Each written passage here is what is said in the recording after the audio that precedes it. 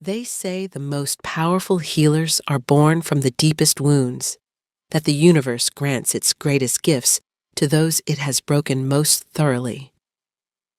But what they don't tell you is that sometimes those gifts become chains, binding you to the very people who see you as nothing more than a disposable tool. And the cruelest irony of all, the moment you discover your worth is often the moment you realize you've already been sold. The morning Thalira discovered her curse had become a gift was the same morning her family decided she was finally worth something. Just not to them. She knelt in the herb garden behind their crumbling cottage, fingers deep in the dark soil, when the voices drifted through the broken shutters. Her mother, Velithra, spoke in hushed, urgent tones that made Thalira's shoulders tense instinctively. The royal messenger left clear instructions. Velithra said, "Every pack in the northern territories must send their best healer. The Alpha King is dying." "We have no healer," her father Droveth responded flatly. "Unless you count old Esmea's tinctures, and she's half-blind besides. We have Thalira." The silence that followed was so complete that even the morning birds seemed to pause their songs. Thalira's fingers stilled in the earth, dirt crumbling between her trembling hands. "Thalira is an Omega," Droveth said finally, his voice carrying the same tone he used when discussing rotted crops or diseased livestock. "Worse than that, she's touched. No wolf would claim her. No pack accepts her. She brings death to everything she touches." "Exactly," Velithra countered, and something in her voice made Thalira's blood run cold. "The notice says King Tharion's illness resists all traditional healing. Perhaps what he needs isn't traditional at all." Thalira pressed her back against the cottage wall, her heart hammering. They were discussing her like livestock at market, weighing her value against their desperation. She thought of all the times her mother had recoiled from her touch, all the careful distances her family maintained, as if her very presence might contaminate them. "The reward," Velithra continued, "is enough gold to rebuild our entire compound, to buy Carden a proper mate from the southern packs, to give Lysara the dowry she deserves." Her siblings. Of course, the ones with strong wolves, proper instincts, and futures that didn't involve being hidden away like a shameful secret.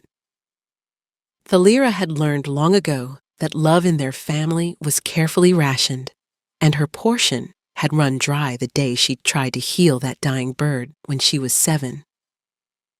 The bird had lived, thrived even, but her touch had left strange marks, dark veins that pulsed with an otherworldly energy that made even seasoned warriors step back in fear. "And if she fails?"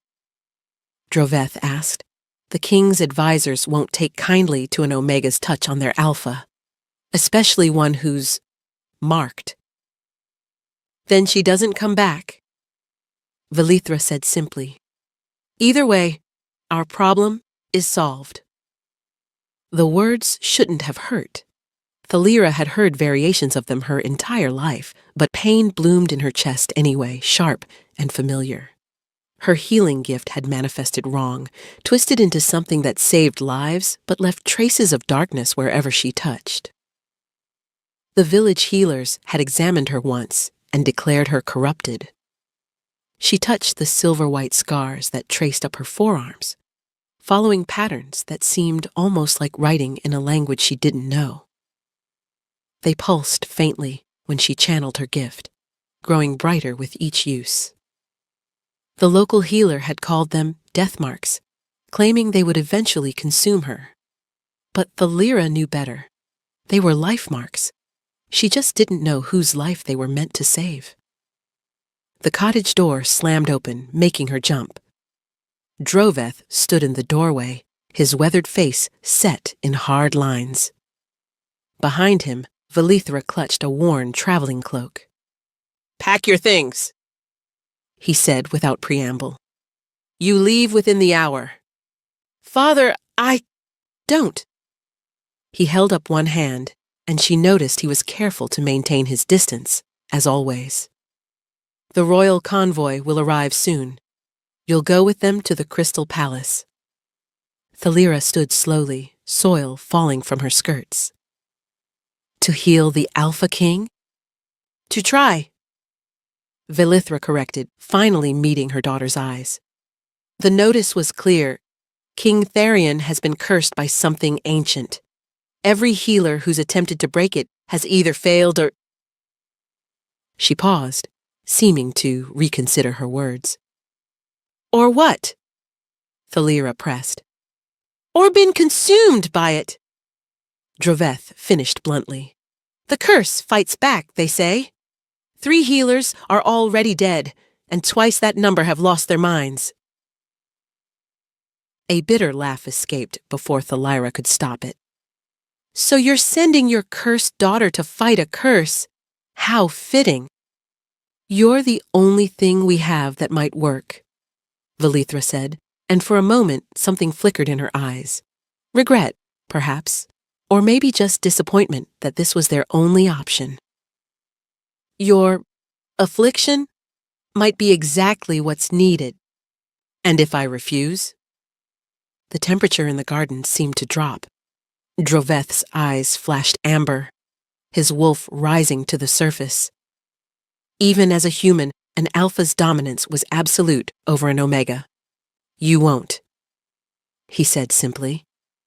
Because despite everything, you're still Pack. And Pack serves. The words were carved into every wolf's soul from birth. But Thalira had never truly been Pack, had she? She was the shadow at the edge of gatherings, the whispered warning to cubs who misbehaved, the cautionary tale of what happened when the moon goddess's gifts went wrong. What about Ismaya? Thalira asked suddenly. She practically raised me. Shouldn't she? She's the one who suggested it. Velithra cut in, and that betrayal hurt worst of all. She said your marks have been calling for something, growing brighter each night, responding to something beyond our understanding. Maybe this is it. The sound of approaching hooves ended any further discussion. The royal convoy had arrived, 6 black carriages bearing the king's seal, a howling wolf beneath a crown of thorns. Guards in midnight blue armor flanked the procession, their faces hidden behind silver masks. The lead carriage door opened, and a man emerged who made everyone in the garden instinctively bow. Not from respect, but from the sheer weight of power he radiated. This was Beta Commander Ravik, the king's second, whose reputation for ruthless efficiency was legendary. His eyes, an unsettling shade of violet, swept over the family before settling on Thalira. His nostrils flared slightly, scenting her, and his lips curled in what might have been disgust or interest. The Omega, he said, not a question. You're the one who carries death in her veins? Thalira lifted her chin, finding courage in her anger. I carry life, Beta Commander.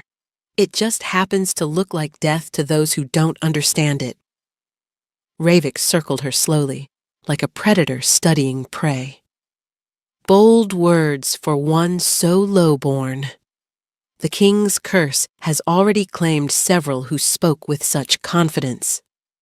Then perhaps the king's curse needs someone who has nothing left to lose, she replied. Thalira! Velithra hissed, but Ravik held up a hand, silencing her. Interesting, he murmured. He produced a scroll from his coat, presenting it to Droveth. The terms. If she succeeds, your family will be elevated to the king's personal service, with all the rewards that entails. If she fails... We understand, Droveth said quickly, pressing his thumb to the seal without reading it. The contract glowed briefly, magically binding. Ravik turned back to Thalira. Gather your things. 1 bag only. We leave immediately. She had little to pack. 2 spare dresses, a journal of healing herbs she'd compiled herself, a carved wooden wolf her brother had made her before he'd learned to fear her. The rest of her possessions weren't really hers at all, just borrowed space in a home that had never wanted her. As she emerged with her meager bag, she found Esmea waiting by the carriage. The elderly healer's clouded eyes seemed to see straight through her. "Child," the old woman said softly, pressing something into Thalira's palm. It was a small vial filled with silvery liquid that seemed to move on its own. "When you touch him, and you will touch him, remember that sometimes to heal is to claim, and to claim is to surrender. The old magic recognizes its own." Before Thalira could ask what she meant, Ravik's hand closed around her arm, guiding her firmly toward the carriage. She didn't look back at her family. There would be no tearful goodbyes, no promises to write. As the carriage pulled away, she heard her mother's voice one last time. Finally, the shame might be lifted. The words followed her into the dark interior of the carriage, where Beta Commander Ravik watched her with those unsettling violet eyes, making notes in his leather journal. Through the window, the familiar landscape of her village faded, replaced by the unknown path that led to the Crystal Palace, and to a fate that would transform not just her marks, but the very nature of what it meant to be Omega. The Crystal Palace rose from the mountain like a fever dream, its spires twisting into the clouds as if trying to pierce heaven itself.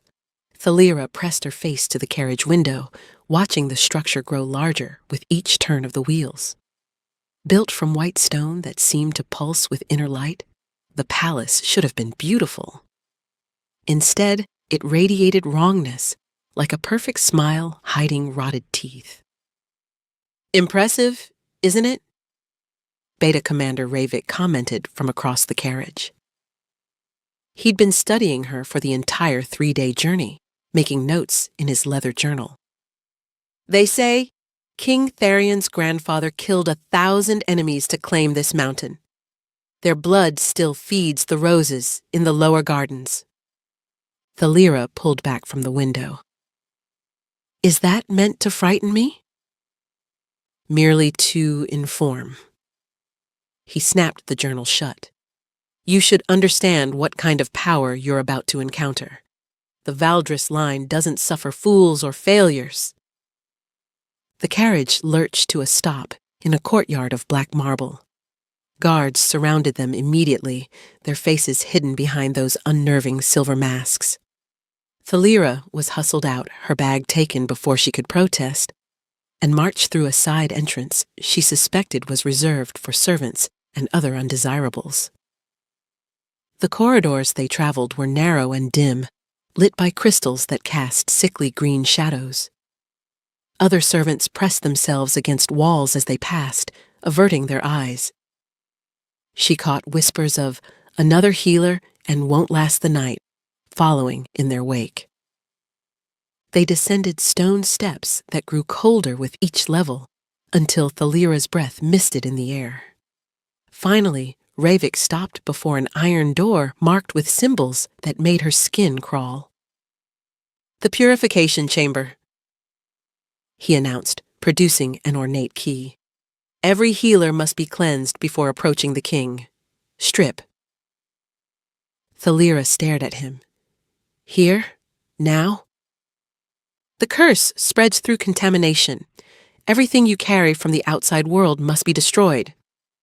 His violet eyes held no sympathy. "Your modesty is irrelevant compared to the king's survival."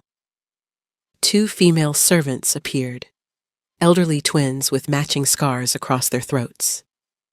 They held brass bowls filled with steaming liquid that smelled of bitter herbs and something metallic.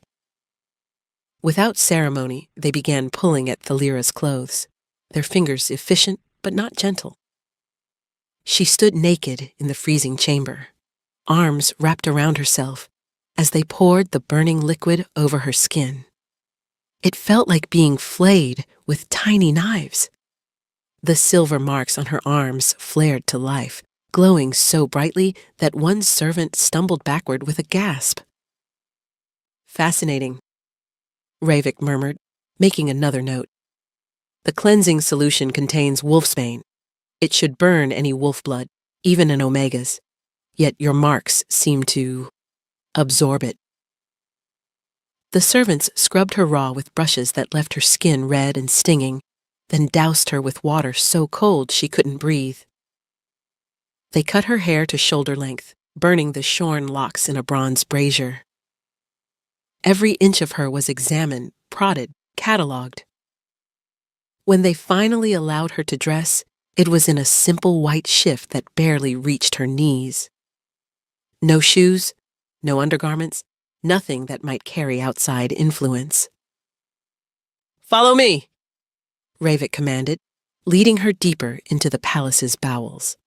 They passed through a series of increasingly disturbing spaces. A room filled with failed healing implements, crystals cracked and blackened, herbs turned to ash, holy symbols twisted into profane shapes. Another chamber held portraits of previous healers, their faces painted with expressions of terror, dates of death inscribed below each frame. "Your predecessors," Ravik explained unnecessarily.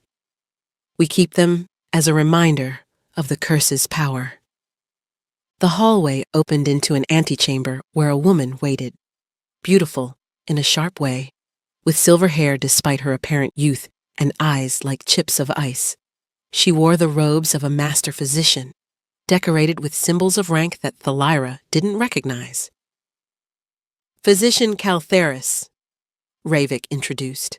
"She's been overseeing the king's care since the curse took hold." Caltheris circled Thalira with clinical precision. "An omega. How desperate we've become. Tell me, girl, do you even understand what you're about to face?"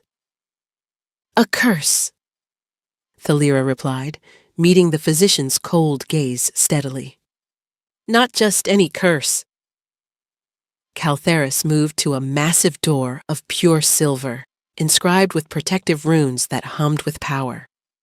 "This is a soul claim cast by someone he trusted, someone with the power to reach past his alpha defenses and grip his very essence."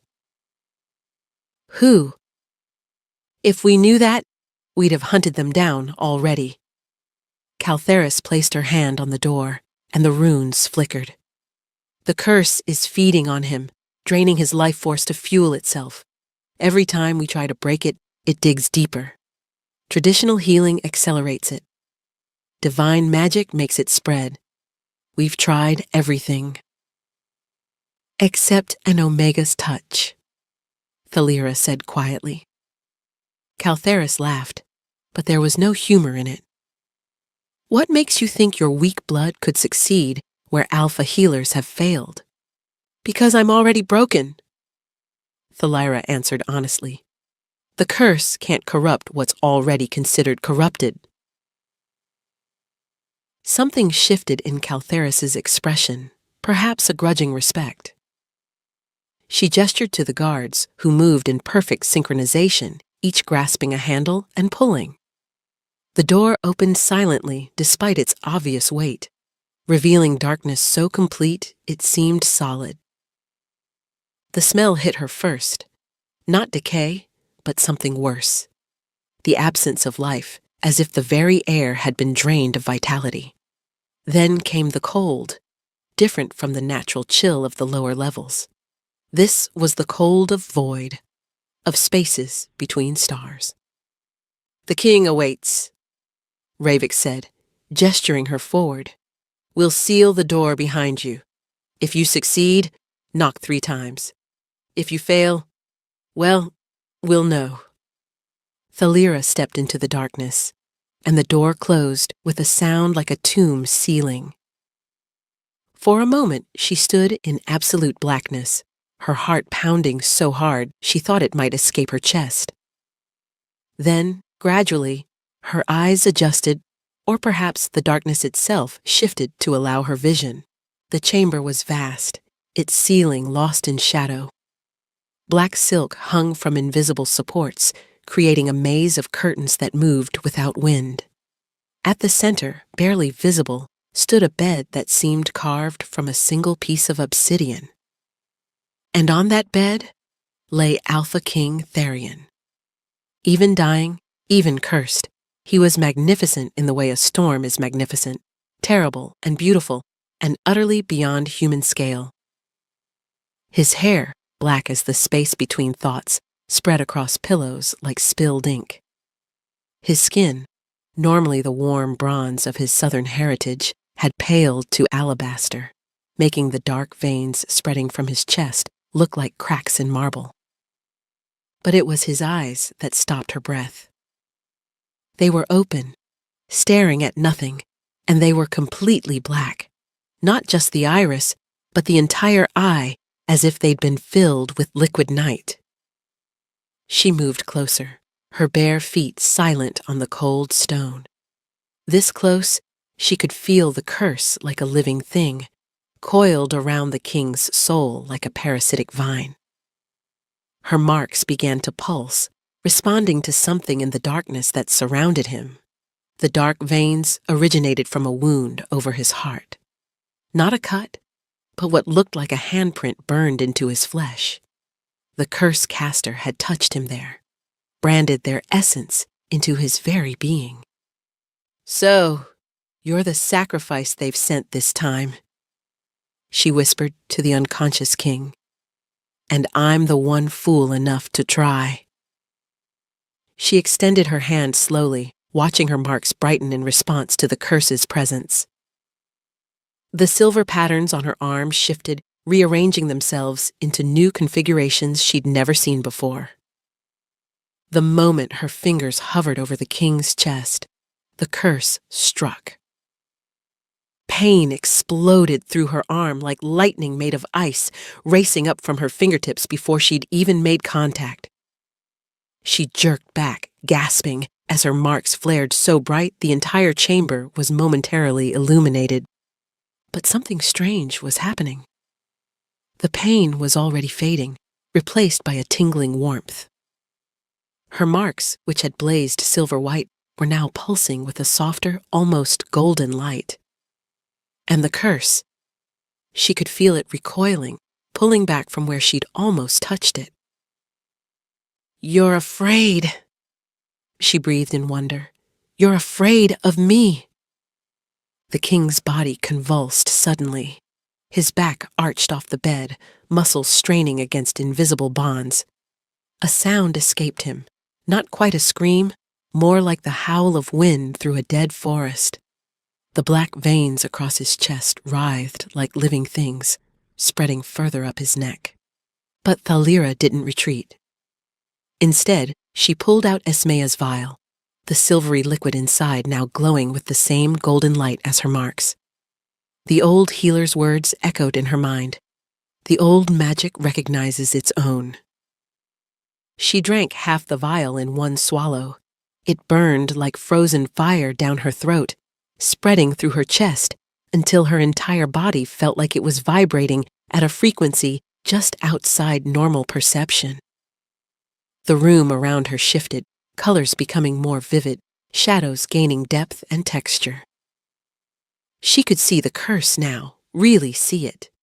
It wasn't just darkness, but a complex web of power, beautiful in its terrible intricacy. And at its heart, barely visible, was an image, a woman with violet eyes and midnight hair, her hand pressed to the king's chest in a mirror of the burn mark. "Someone you loved," Thalira murmured. "She used that love to destroy you." Without further hesitation, she placed her hand directly over the handprint burned into the king's chest. The world exploded into sensation, pain, power, and something else entirely. She felt the curse trying to invade her, to corrupt her, as it had corrupted him. But her marks, those strange silver patterns everyone had called death-touched, were doing something unprecedented. They were absorbing the curse, processing it, transforming it into something new. The pain was beyond description. every nerve ending firing at once, every cell screaming in protest. Thalira felt her consciousness fragment like shattered glass, then reform, then shatter again. She was dimly aware of her own voice, raw and desperate, mixing with another sound, the king's awakening roar. She was falling through darkness, through memory that wasn't her own. A younger Therion, laughing as he sparred with his brothers in the training grounds. The sun on his face, the simple joy of strength and speed and pack. The same Therion, older now, standing at his father's deathbed, taking the crown that seemed too heavy for any one man to bear. The isolation that came with absolute power. A woman with violet eyes. Beautiful, dangerous, familiar. "I can ease your loneliness," she promised. "I can be what you need." Her lips on his, sweet like poison berries.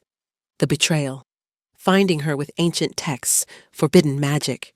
"You were only ever a means to an end," she said as she pressed her hand to his chest, as she burned her claim into his soul. "Your power will feed my ascension." Thalira gasped, jerking back to partial awareness. She was still touching him, her hand fused to his chest by forces she didn't understand. The curse was fighting her, trying to tear her essence apart and scatter it to the winds. But her marks, those strange silver veins everyone had called death-touched, were doing something extraordinary. They were not just absorbing the curse, but metabolizing it, breaking it down into component parts and rebuilding it as something else entirely. The door burst open, flooding the chamber with light. Caltheris stood there, her composed facade cracked with shock. "Impossible!" she breathed, moving closer despite the obvious danger. "You're channeling it. How?" "Stay back!" Thalira warned through gritted teeth. Golden light was spreading from her hand across the king's chest, meeting the darkness in a violent collision of opposing forces. The king's eyes suddenly focused, not the black voids of before, but swirling pools of gold and shadow, aware and present, and fixed on her with an intensity that should have sent any Omega cowering.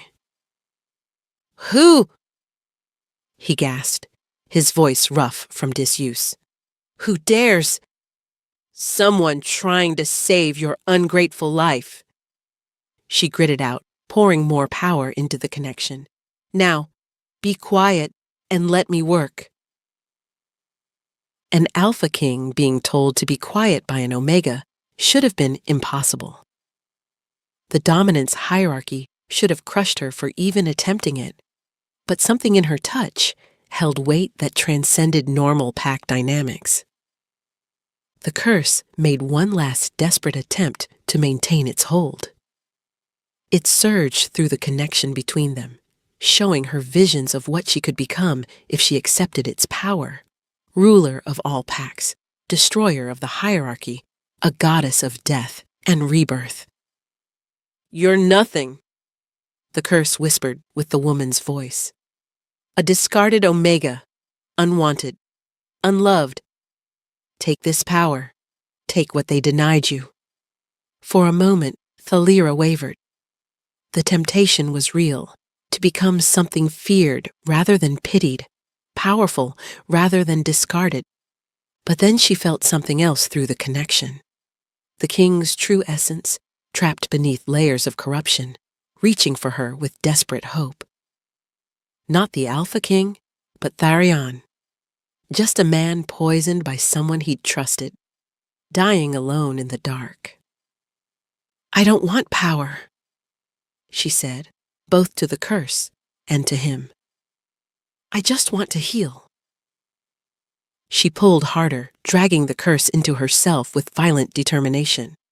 Her marks spread from her arms across her entire body, neck, chest, legs, even her face, creating an intricate network of golden lines that made her look like she'd been shattered and reformed with light as mortar. The curse tried to corrupt her, to turn her into what it needed. But it couldn't corrupt what was already considered corrupted. It couldn't break what was already broken. It couldn't claim what had already claimed itself long ago, in a garden where a 7-year-old girl had chosen to heal despite the cost. With a final, agonized shriek that shattered every piece of glass in the chamber, the curse tore free from the king's soul and plunged entirely into Thalira. She collapsed, her hand finally releasing from his chest. The last thing she saw before darkness took her was the king's face, not beautiful anymore, but raw, real, and staring at her with something that looked impossibly like recognition. When consciousness returned, it came slowly, like surfacing from deep water. She was no longer in the cursed chamber, but somewhere warm, soft. Silk sheets, she realized. A bed that smelled of lavender and something masculine. Cedar, perhaps. You're awake. She turned her head, wincing at the movement. King Tharion sat in a chair beside the bed, and for a moment, she forgot how to breathe. He was healed, completely, impossibly healed. Gone were the black veins, the cursed wound, the deathly pallor. He looked like a god of war given flesh, all dangerous grace and barely contained power. His eyes, now a warm amber with flecks of gold, watched her with an intensity that made her acutely aware of every breath. "How long?" she managed, her voice barely a whisper. 3 days. He leaned forward, and she noticed the careful distance he maintained. "You spoke during it. Fragments, memories. The curse showed you things, didn't it? My memories." Heat flooded her cheeks. She had seen his memories, intimate ones, private ones. His loneliness, his betrayal, his desperate need for connection that the violet-eyed woman had exploited. "I didn't mean to. I know." His expression softened slightly. "Just as I didn't mean to see yours," she stiffened. "Mine?" "The connection works both ways," he explained. "While you were unconscious, while our souls were essentially merged, I saw everything. Your childhood, your family's fear and disgust, the way they sold you to save themselves." Humiliation burned through her. He'd seen her at her most pathetic, the unwanted Omega who couldn't even earn her family's love.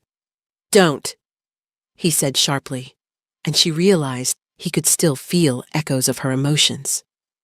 "What you endured would have broken most alphas.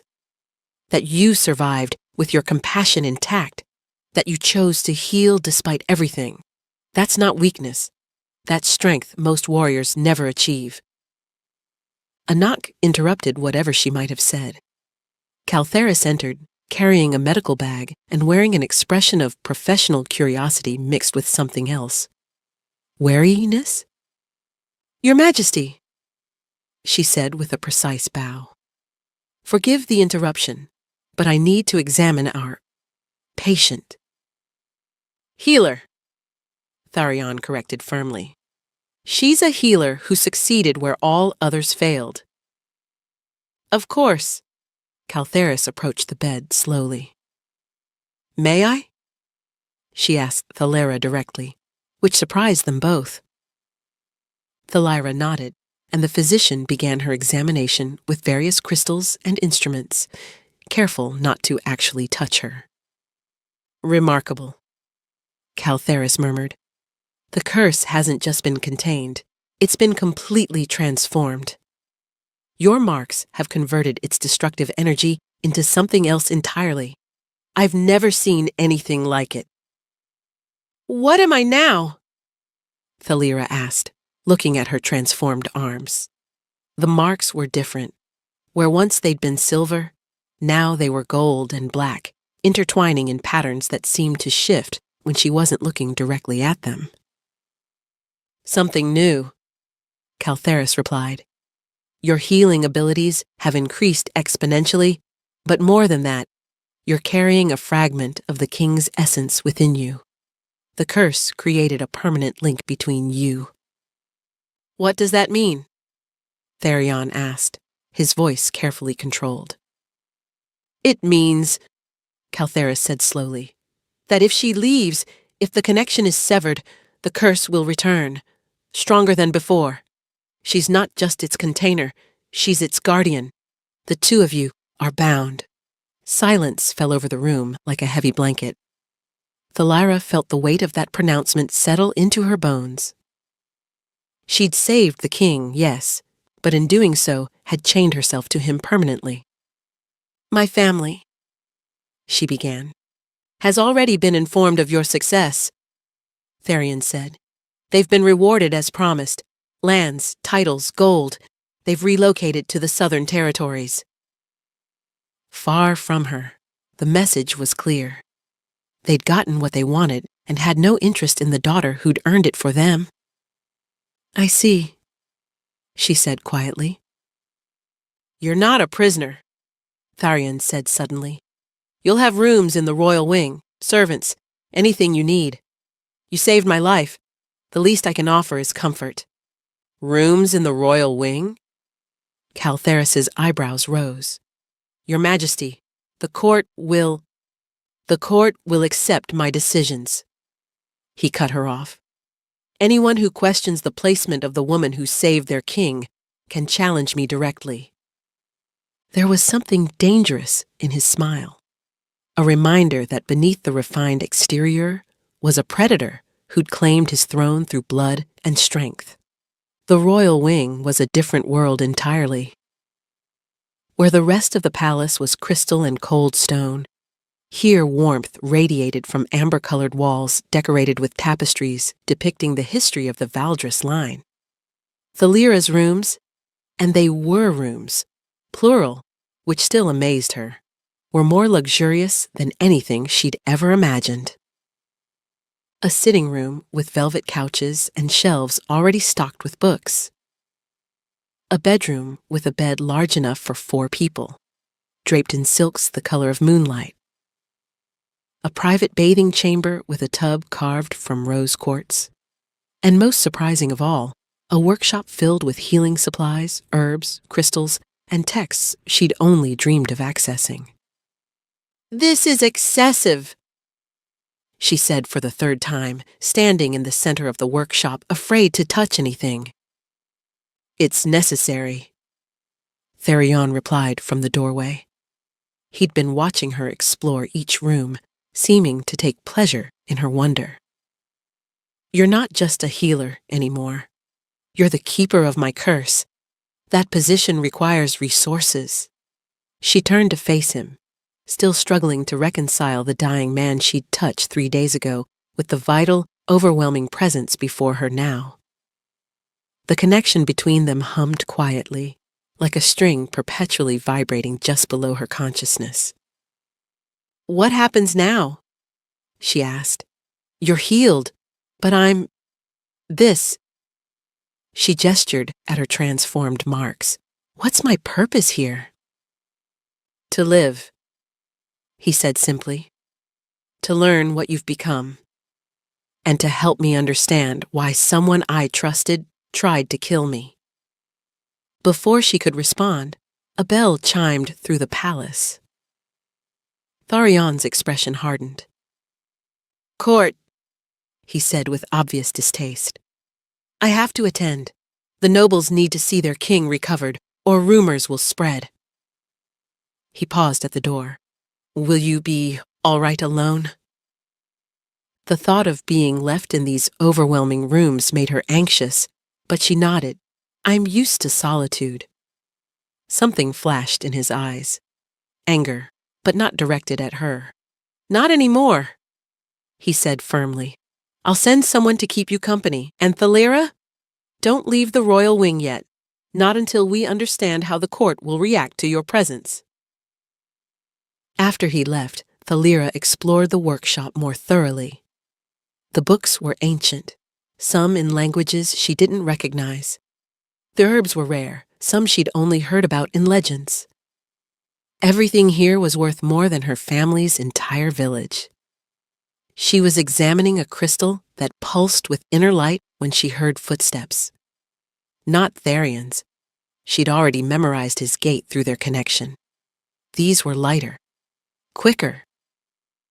A young woman appeared in the doorway, perhaps 16 or 17, with auburn hair and bright green eyes that marked her as a fox shifter. She wore servant's clothes, but carried herself with more confidence than any servant Thalira had known. "Hello," the girl said brightly. "I'm Lyralee. His Majesty asked me to attend you, though honestly, I volunteered. Everyone's dying to know about the Omega who saved the king." Thalira tensed. "Everyone?" "Oh yes, the whole palace is buzzing. Some say you're a witch. Others think you're blessed by the moon goddess herself. The really creative ones think you're secretly an alpha in disguise." Lyralee grinned. "Personally, I think you're just incredibly brave or incredibly foolish. Possibly both." Despite herself, Thalira smiled. "Definitely both." "Excellent. Brave and foolish people are always the most interesting." Lyralee moved into the room with easy familiarity. "So, what should I call you? My lady? Healer Thalira? Savior of the realm?" "Just Thalira is fine." "Oh, good." The titles were getting exhausting. Lyralee perched on a stool. "Is it true your marks glow? Can I see?" Thalira hesitated, then pushed up her sleeve. The gold and black marks spiraled up her arm like living tattoos. As she watched, they pulsed gently, responding to her attention. "Beautiful," Lyralee breathed. "They look like the old scripts, the ones from before the pacts were formed. My grandmother would love to see these. She's the palace archivist, knows everything about everything, or at least pretends to." Before Thalira could respond, a commotion arose from somewhere below. Shouting, then the sound of something breaking. Lyralee jumped to her feet. "That's coming from the throne room," she said. "Something's wrong." Thalira felt it. Tharion's sudden rage burning through their connection. Someone had challenged something he considered his. Without thinking, she moved toward the door. "You can't go to court," Lyralee called after her. "Omegas aren't allowed." But Thalira was already running, drawn by the pull of their connection. She found a balcony overlooking the throne room and pressed herself against the railing. Below, the throne room was packed with nobles in their finest clothes. At the center, Tharion stood before his throne, every line of his body radiating controlled violence. Facing him was another alpha, older, with silver threading through his dark beard. "An insult to every alpha in the realm," the older man was saying. "An Omega in the royal wing? Have you lost your mind, along with your curse? Careful, Lord Aldrich." Tharion's voice was deadly quiet. "You're speaking about the woman who saved my life." "A convenient story," Aldrich sneered. "More likely she's bewitched you. No Omega has that kind of power. She's an abomination, and keeping her here—" He didn't finish. Tharion moved so fast that Thalira barely saw it. One moment he was standing still. The next, Aldrich was on the ground with Tharion's hand around his throat. "Say one more word about her," Tharion growled. "Give me a reason." The throne room held its breath. Then Caltheris stepped forward. "Perhaps Lord Aldrich speaks from ignorance," she said smoothly. "He hasn't seen what the Omega accomplished." Tharion released Aldrich and stood. His eyes found Thalira on the balcony, and through their connection, she felt his request. "Come down. Show them what you are." She shouldn't. Every instinct bred into Omega screamed at her to run. But she was tired of hiding, tired of being dismissed as worthless. She made her way to the throne room, entering through a side door. The moment she appeared, the room erupted in whispers. Her marks were fully visible now, glowing with that strange gold-black light. Impossible, someone breathed. What are you? Aldrich demanded, scrambling to his feet. I am Thalira, she said, her voice carrying across the silent room. Omega, healer, and keeper of the king's curse. She raised her marked arms. I took His Majesty's curse into myself because I could survive what alpha healers could not. Not because I'm powerful, but because I've been surviving being poisoned from within my entire life. She moved closer to where Tharion stood. Lord Aldrich is right. I am an abomination. I'm something that shouldn't exist, but I do exist, and as long as I do, the king lives free of his curse. Prove it, Aldrich demanded. Thalira looked at Tharion, seeking permission. He nodded once. She reached out and touched his hand. The moment their skin made contact, the throne room exploded with light. Their connection became visible, threads of gold and shadow weaving through the air. Everyone could see it, the curse contained within her marks, held in check by her will alone. She released his hand, and the light faded. Several nobles had fallen to their knees. Does anyone else question my decision? Tharion asked. Silence answered him. Good. Court is dismissed. As the nobles scattered, Tharion turned to her. You shouldn't have come. You needed me, she replied simply. Something flickered in his eyes. Surprise, recognition, something deeper she couldn't name. He took her arm gently, and she felt warmth pulse through their connection. Not the curse, but something entirely different. Something that made her heart race for reasons that had nothing to do with fear. The days following the throne room confrontation settled into an unexpected rhythm. Thalira spent her mornings in the workshop, studying the ancient texts and experimenting with her transformed abilities. Her marks had stabilized into intricate patterns that seemed to tell a story she couldn't quite read yet. Lyrelei had become a constant companion, her cheerful chatter filling the silence Thalira had lived with for so long. You're getting famous, Lyrelei announced one afternoon, carrying a tray of letters. Marriage proposals from minor lords, requests for healing, 3 death threats, though those are poorly spelled, and an invitation to tea from Duchess Moravia. Thalira looked up from the herb mixture she was preparing. Death threats? Oh, those are normal. Anyone who gets close to the king receives them. I'll have them investigated, of course. Lyrelei sorted through the papers with practiced efficiency. The marriage proposals are more interesting. Lord Garrett offers 300 acres and 40 horses for your hand. I'm not cattle to be bought, Thalira said sharply. No, but you're an unmated Omega with unprecedented power. That makes you the most eligible woman in the kingdom, whether you like it or not. Through her connection with Tharion, she felt a spike of irritation. He was in a council meeting, but somehow aware of her distress. The sensation was becoming familiar. This constant awareness of each other, like sharing a heartbeat across distance. That evening, Caltheris arrived for what had become a daily examination. The physician's initial coldness had gradually thawed into professional curiosity, though she maintained careful boundaries. Your marks are evolving, she noted, studying the patterns through a magnifying crystal. They're becoming more complex, almost like they're writing themselves into existence. What do you mean? Caltheris pulled out a journal filled with sketches.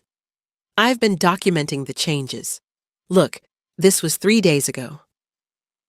She showed a drawing of Thalira's arm. And this is today. See how the patterns have shifted? They're telling a story, perhaps even prophecy. About what? I'm not certain yet, but I've sent word to the archive. There are scholars who specialize in the old languages. They might be able to translate. She paused, then added more gently, "How are you feeling?" "Any pain?" "No pain, just awareness. I can feel the curse still, contained but active, like holding a wild animal that's chosen not to bite." "And your connection to the king?" Thalira hesitated. The connection had grown stronger each day, evolving from simple awareness to something more complex. She could feel his emotions, yes, but also glimpses of his thoughts, his memories. Sometimes she woke with the taste of his dreams on her tongue. "It's deepening," she admitted. Caltheris made a note. "That's to be expected. The curse created a soul bond, however unintentionally. Such bonds typically strengthen over time until—" She trailed off. "Until what?" "Until the bonded pair either accepts it fully or it tears them apart." The physician's expression was unusually sympathetic. "There's no middle ground with soul bonds. They demand complete surrender or complete severance." That night, unable to sleep, Thalira wandered the royal wing. She found herself in a gallery she hadn't explored before, lined with portraits of previous queens. All alphas or high-ranking betas, all radiating power and authority. She looked nothing like them. "You don't have to be like them." She turned to find Tharion behind her, dressed casually in simple clothes rather than his usual royal attire. He looked younger this way, less like a king and more like just a man. "Couldn't sleep either?" she asked. "I felt your restlessness." He moved to stand beside her, studying the portraits. "My mother's portrait should be here, but my father had it removed. Couldn't bear the shame of an Omega queen, even after her death." "You mentioned she was Omega. How did they meet?" "She was a healer, actually. Came to treat my father's war wounds. He fell in love with her despite every law saying he shouldn't. Kept her hidden for years. Pretended she was beta when she became pregnant." His jaw tightened. "The stress of maintaining that lie killed her. She died when I was 7. "I'm sorry." "She would have liked you," he said softly. "Someone who refuses to let others define their worth." They stood in comfortable silence until Thalira asked, "What was her gift?" "All Omegas have one, even if it's small." She could see the truth in people. One touch, and she knew their real nature, their deepest secrets. It's why my father both loved and feared her. He turned to face her. "What's yours? Beyond the healing?" "I don't know anymore. The marks changed everything. I feel like I'm becoming something new, every day." "Show me." She held out her hand, palm up. After a moment's hesitation, he placed his hand over hers. The connection flared to life, but this time she controlled it, channeling it into something visible. Golden threads of light wound around their joined hands, and for a moment she saw what he saw. Herself, glowing with power that had nothing to do with the curse and everything to do with her own evolution. "Beautiful," he breathed, and through their connection, she felt he meant more than just the light show. 3 weeks passed before the first real test came. Thalira was in the palace's lower hospital, working alongside the regular healers. Despite Caltheris's initial protests, she'd insisted on using her abilities to help others. The common people, unlike the nobles, didn't care that she was Omega. They cared that she could heal injuries that had resisted all other treatment. She was treating a young boy's infected wound when she felt it, a disturbance in her connection with Tharion. Not pain, but something wrong. Darkness creeping at the edges. "Stay here," she told the boy's mother, then ran. She found him in his study, collapsed over his desk. Black veins were spreading from his chest, not as severe as before, but unmistakably the curse reasserting itself.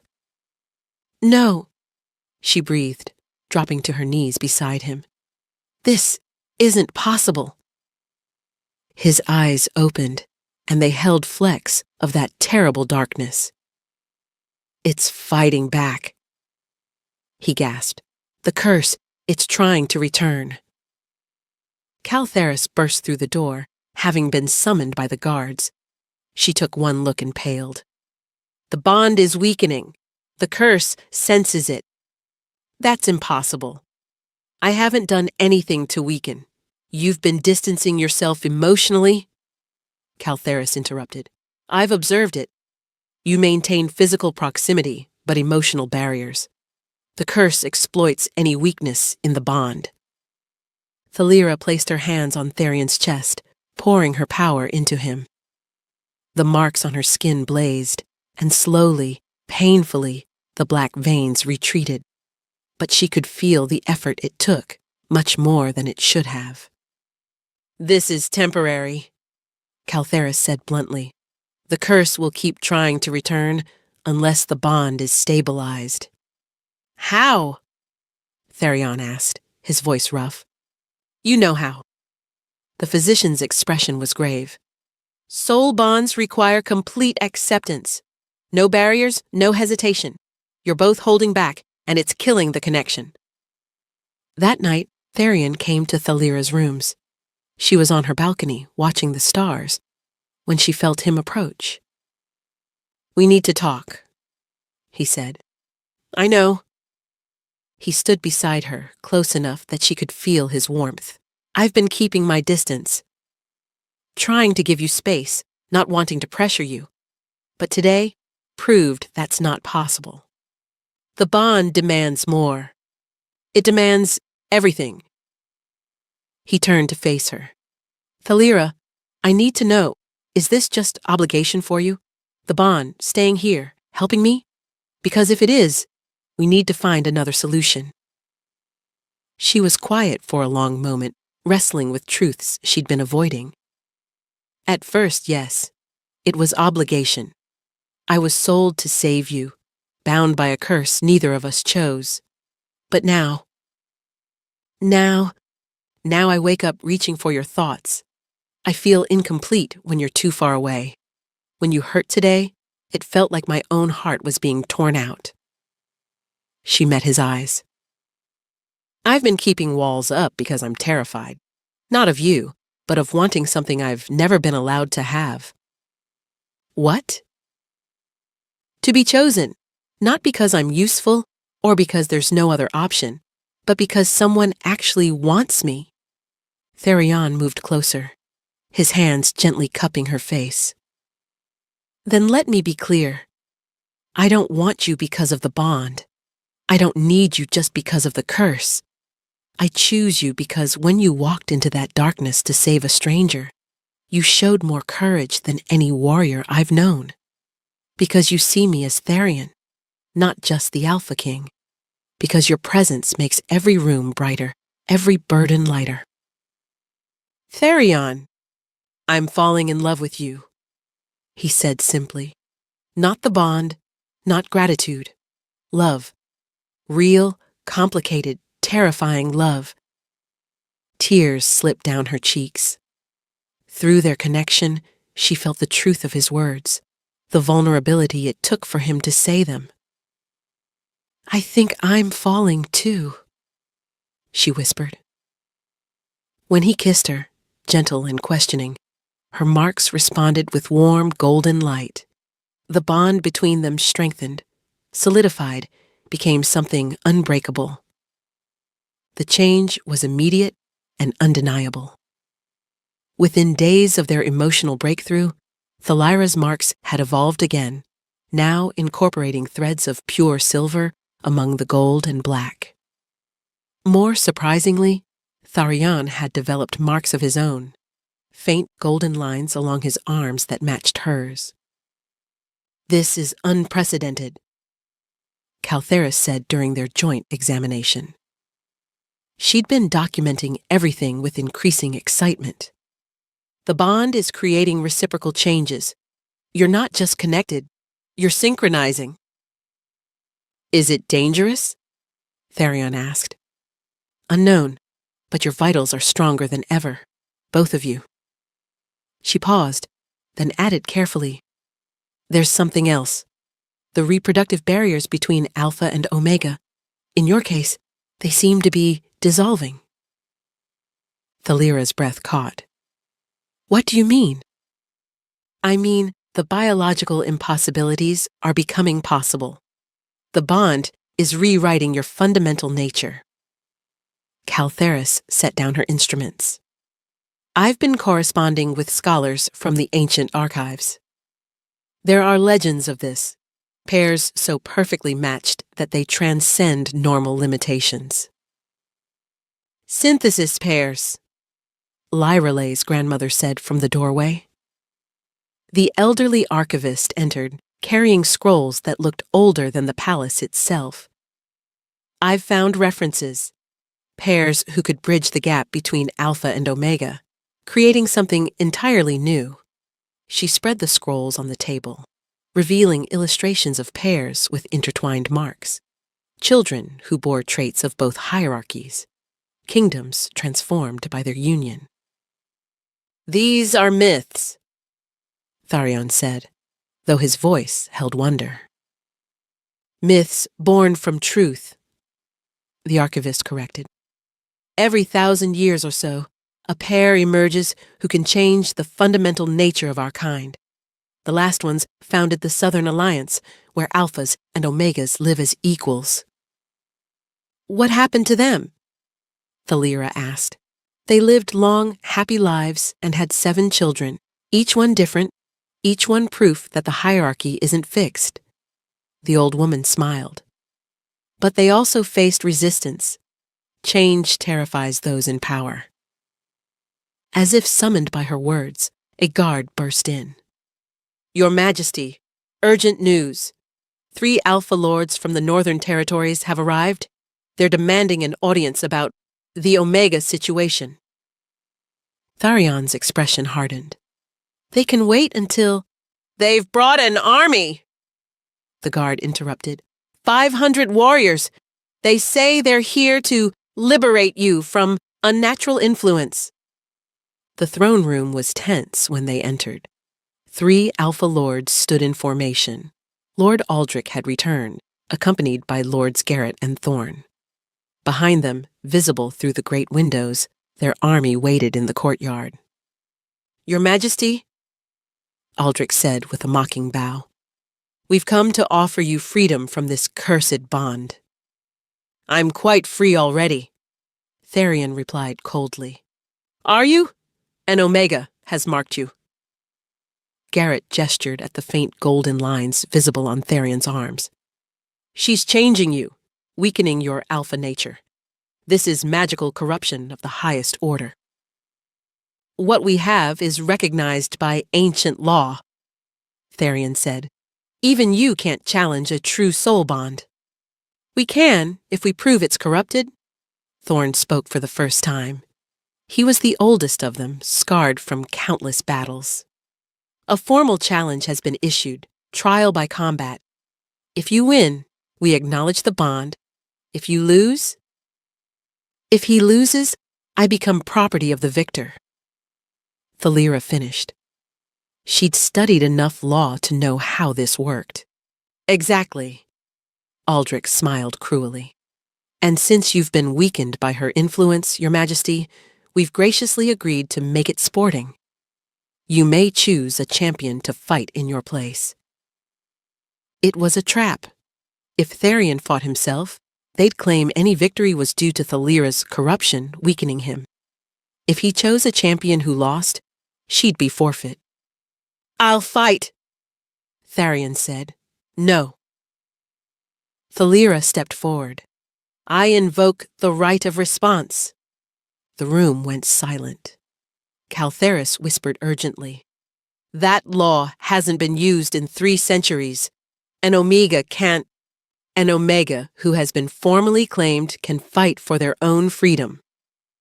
The archivist spoke up. her voice carrying surprising authority. "It's old law, but still valid." "This is absurd," Garrett laughed. "An Omega against an Alpha in combat?" "Not just any Omega," Thalira said, her marks beginning to glow. "One who carries the power of a transformed curse. Unless you're afraid?" The insult landed perfectly. Garrett's face flushed with rage. "I accept, tomorrow at dawn, to submission or death." After the lords left, Therion grabbed Thalira's shoulders. "You can't do this. Garrett is a veteran warrior. He's killed dozens in formal challenges. And I've survived being poisoned from within since childhood. I've absorbed a curse that killed alpha healers. I think I can handle one prejudiced lord." "This isn't a game." "No, it's not." She placed her hand over his heart, feeling their bond pulse with warmth. "It's about proving that Omegas aren't property, that we can defend ourselves, choose our own fate. This is bigger than just us." He pulled her close, and she felt his fear through their connection. "If you die, then you'll be free of the bond, and the curse will return. But I won't die." She looked up at him with fierce determination. "I've survived too much to fall now." Dawn came too quickly. The combat circle had been drawn in the main courtyard, ancient runes marking its boundaries. What seemed like the entire palace had gathered to watch, nobles and servants alike forming a living wall around the circle. The three challenging lords stood together, confident in their victory. Lord Garrett was already in the circle, stripped to the waist, his scarred torso testament to his experience. Thalira entered from the opposite side, wearing simple fighting clothes that Lirali had found for her. Her marks were hidden beneath long sleeves, though their glow was faintly visible through the fabric. "An Omega in the combat circle," someone whispered. "Blasphemy. The king must be truly bewitched to allow this," another replied. Tharion stood at the circle's edge, his tension visible in every line of his body. Through their bond, she felt his desperate desire to intervene, held back only by his respect for her choice. "Trust me," she sent through their connection. "Always," came his response, though worry colored it. "The rules are simple," Lord Thorne announced. "Combat continues until submission or death. Shifting is permitted. No weapons, no interference." He looked directly at Therion. "From anyone." Garrett grinned, already savoring victory. "Ready to return to your proper place, Omega? On your knees?" "The only one kneeling today will be you," Thalira replied calmly. The bell rang. Garrett moved faster than she expected, crossing the circle in 2 strides. His fist connected with her ribs before she could dodge, sending her rolling across the stone.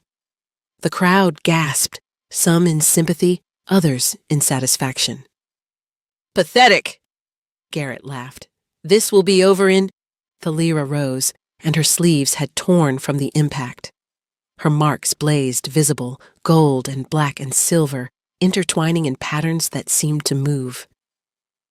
Where he'd struck her, the marks had absorbed the impact, converting kinetic energy into power. "Interesting," she said, spitting blood. "Hit me again." Confused but eager, Garrett obliged. This time, she didn't try to dodge.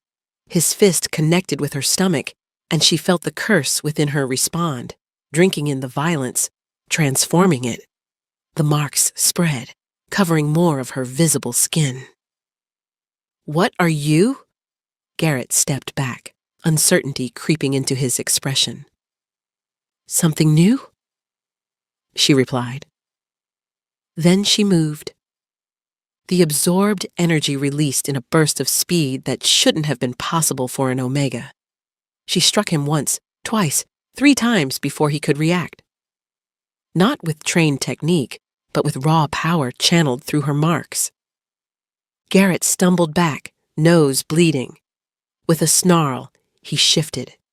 His wolf was massive, gray and scarred, teeth bared in rage. The crowd pressed back. A shifted alpha in combat was lethal. Thalira couldn't shift. She'd never had a wolf.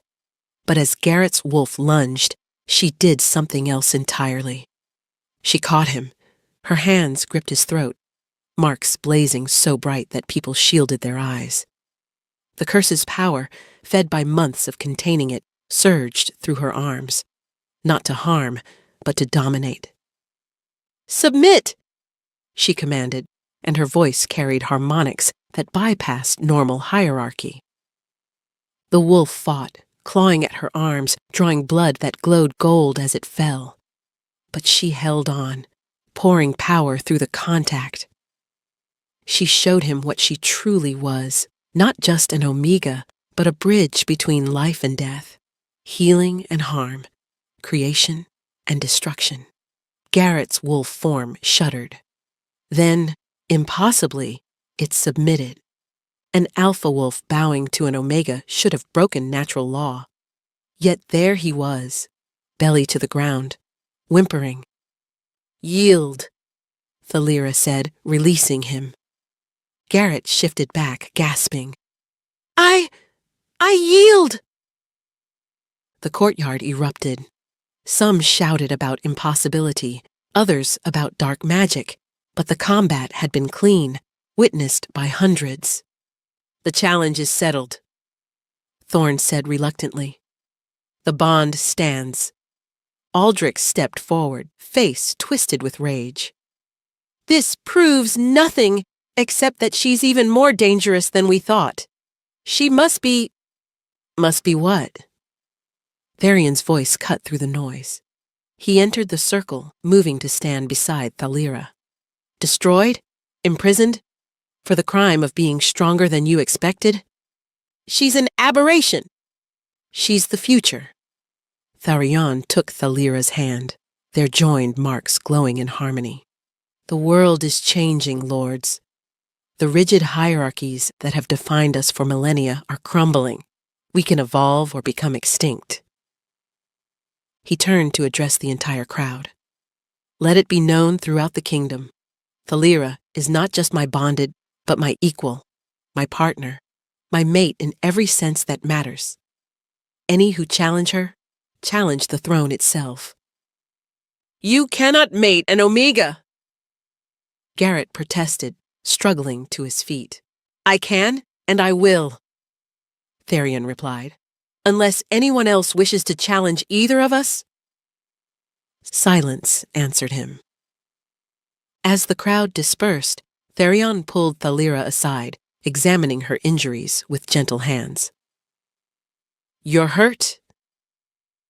"I'm healing," she corrected, watching the cuts close under the influence of her marks. "The curse's power. I'm learning to channel it." "You were magnificent," he said softly. "Terrifying, but magnificent." "I had good motivation." She leaned into him, suddenly exhausted. "I couldn't let them take me from you."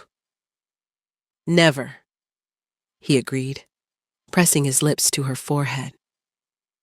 "We're bound, remember? In soul, and now, in choice." Caltheris approached them, and for the first time since Thalira had met her, the physician was smiling. "That display will have consequences. Word will spread, an Omega who defeated an Alpha in formal combat." "Good," Thalira said. "Let them know we're not helpless." "You're not just not helpless," Caltheris corrected, her respect now evident. "You're revolutionary. I've been studying the ancient texts the archivist found. What you two are becoming, it could change everything." That evening, in the privacy of Tharian's chambers, They sat before the fireplace. Thalira was curled against his side, their marks glowing softly in the firelight. "Your mother would be proud," she said quietly. "She would have loved you," he agreed, an Omega who refuses to be diminished. A king who sees beyond hierarchy. A perfect match. He tilted her chin up, and his kiss was gentle, reverent. "Marry me." She pulled back, startled. What? Not a political arrangement or a bond forced by curse. A real marriage, a choice. His eyes searched hers. "I love you, Thalira. Not because of what you can do or what you represent, but because of who you are. Your courage, your compassion, your strength. Marry me." Through their bond, she felt the depth of his sincerity, the hope and fear and love all tangled together. "Yes," she whispered, then louder, laughing. "Yes!" Their marks blazed with joy, and for a moment the room filled with light that had nothing to do with fire and everything to do with two souls choosing to become one. 1 year later, the throne room had been transformed for the ceremony. Where once only the highest nobles would have stood, now beings of every rank filled the space. Omegas stood beside Alphas, Betas mingled freely, and the rigid formations of old had given way to something more organic, more alive. Thalira stood before the great window, wearing a gown that incorporated her marks into its design, gold and black and silver threads that seemed to capture light itself.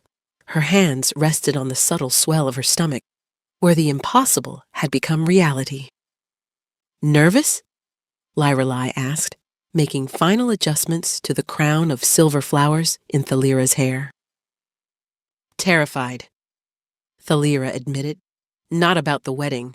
We've been bonded so long that feels like formality. But this..." She touched her stomach again.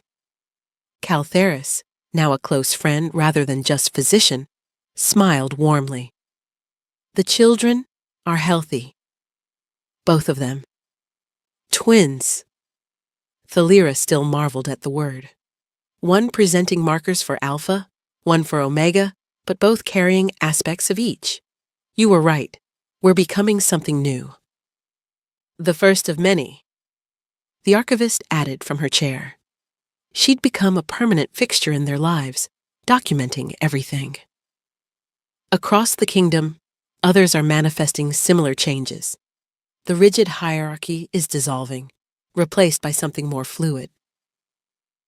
"Not everyone's happy about it," Lyrelai pointed out. "There are still those who resist." "Change is never easy," Thalira agreed, "but it's necessary."